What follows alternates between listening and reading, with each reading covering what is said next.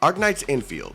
I've been playing this game for the past 3 days, and I've been taking my time playing with the base building, the combat, the story missions, and so much more.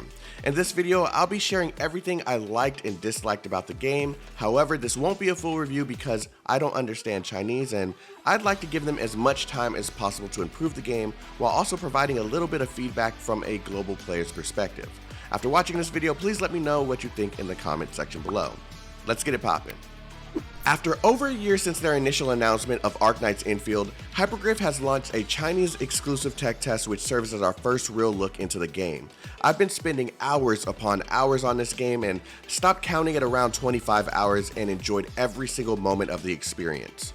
This video won't serve as a deep dive into the mechanics because everything is subject to change and I'm not even sure if I understand every aspect of these systems anyways, but I'll briefly go over what I do understand and give my overall opinion of the game as a whole.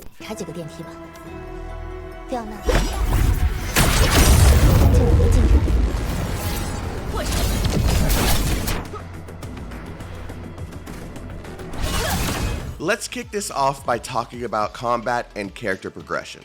This game starts by introducing you to the combat where they teach you basic attacks which are controlled by the left click of the mouse. You learn how to execute your skills, how to break enemy shields, and how to take advantage of a form of elemental manipulation. Included in this tutorial, you're introduced to enhancing your skills, weapons, and more. At first, the combat feels very basic as the beginning of the game is really easy. I felt as if I could take any character and clap anything, but when the first boss was introduced, I started to see what death looks like in this game. As you dive further and further into the game, you start to find more depth in the combinations that work with specific characters, depending on their elements, along with paying attention to the timing needed to stop enemies from dealing high damage attacks or releasing support abilities. The game feels familiar enough yet different enough to excite me for the future of the game, especially after experiencing the final boss fight at the end of the tech test. Top tier gameplay.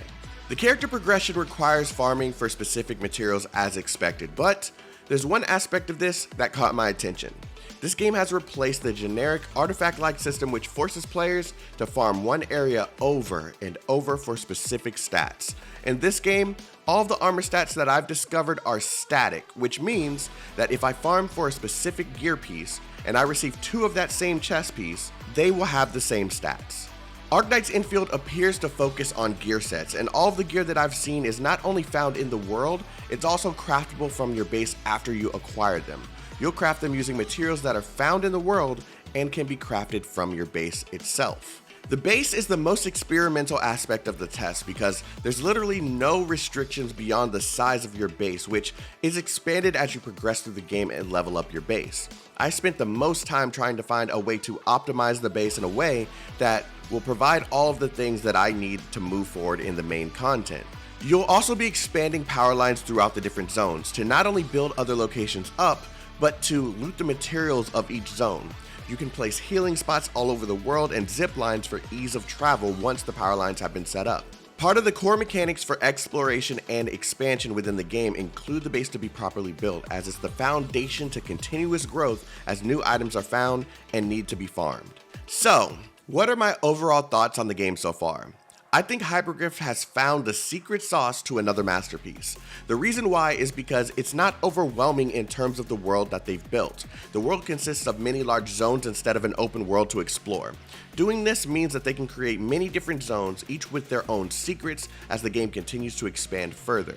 The Easter eggs are nice to see as they show the connection between Arknights and Endfield without forcing people to know the entirety of the lore for the original game. Endfield has a nice bit of difficulty to it, and I only expect it to get harder as they introduce more enemies, bosses, zones, and lore into the game. The UI shows the technical improvements that the developers have made to their skill set while also keeping things simple and appealing. I could go on, but I think it's safe to say that after my experience with Arknights Endfield, I came out a lot less skeptical and much happier knowing what Endfield is instead of what it might be. This is the first time that I don't have to say a game has potential, as it's not something that could be promising. Instead, it not only met my expectations, it also exceeded them. I will be a day one player regardless of what comes out after this test. Now, I do have a few things that I feel could be improved. Base building is fun to experience, however, there were moments when the grid didn't cooperate, and I couldn't place down the things needed to improve my base or obtain needed items. I found that including the character made things a lot more difficult. It may be better to remove the character aspect altogether and just have your party rest somewhere while you control the base builder with your mouse and keyboard. In terms of combat, I don't like how switching just swaps the two locations of the characters you want to use and the character you're swapping from. My suggestion is to have the camera move to the location of the character you're switching to, as there are too many times I've swapped between characters in an attempt to save one and the other would be killed as well. I also found that the party AI needs to be improved drastically. Your party members should know when to run away from attacking enemies, when to request healing, and avoid enemies that could cause their death.